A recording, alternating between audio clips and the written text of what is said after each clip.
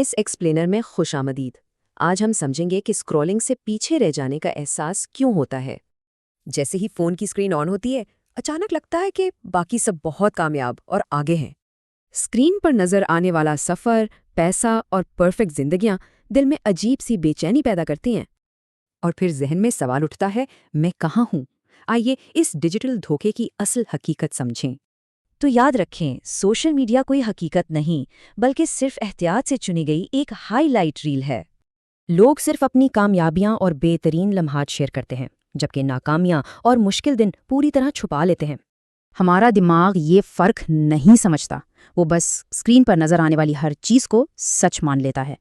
یوں ہماری پوری حقیقت پر مبنی زندگی کا موازنہ کسی دوسرے کے صرف چند بہترین لمحوں سے ہو جاتا ہے۔ دماغ یہاں انصاف نہیں کرتا، اسے بس یہی لگتا ہے کہ باقی سب آگے ہیں اور ہم پیچھے رہ گئے۔ یہ ڈوپامین کا جال ہے۔ اسکرولنگ سے وقتی خوشی تو ملتی ہے، مگر زندگی کا اطمینان گر جاتا ہے۔ دوسروں کی کامیابیاں مسلسل دیکھنے سے اپنی بالکل نارمل زندگی بھی بے حد معمولی اور نامکمل لگنے لگتی ہے۔ مگر رکیے، اصل حقیقت کچھ اور ہی ہے۔ دراصل کوئی بھی اپنی زندگی میں کسی سے پیچھے نہیں ہے۔ مسئلہ صرف موازنے کا ہے، اور یہ موازنہ ہمیشہ ہماری ذہن میں ایک انتہائی طاقتور نفسیاتی وہم پیدا کرتا ہے۔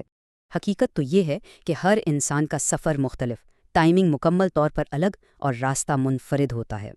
مگر سوشل میڈیا مصنوعی طور پر ہم سب کو ایک ہی ناممکن شروعاتی لائن میں کھڑا کر دیتا ہے۔ تو اگلی بار جب پیچھے رہ جانے کا احساس ہو، ذرا رک کر یہ اہم سوال خود سے پوچھیں، کیونکہ سچ تو یہ ہے کہ ہماری اصل زندگی اس ڈیجیٹل اسکرین کے بالکل باہر گزر رہی ہے۔ اگر یہ سب محض ایک وہم ہے، تو کیا اب اسکرین بند کر کے اصل زندگی جینے کا وقت نہیں؟